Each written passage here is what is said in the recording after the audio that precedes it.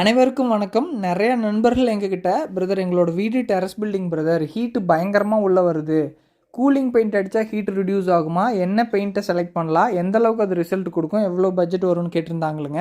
நாங்கள் வந்து doctor ஃபிக்ஸிட்டோட Roop seal எடுத்துக்கிட்டோம்.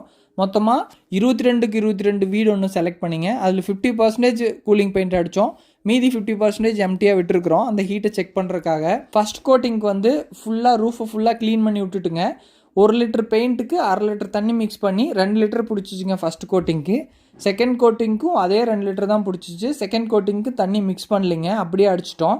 கூலிங் பெயிண்ட் அடித்ததுக்கப்புறம் வீட்டுக்கு உள்ளே நின்று பார்த்ததில் ஒரு 30 to 40% ஹீட்டு ரிடியூஸ் ஆன மாதிரி இருந்துச்சுங்க. கிட்டத்தட்ட ஒரு 2 மணி ரேஞ்சில் செக் பண்ணோம்.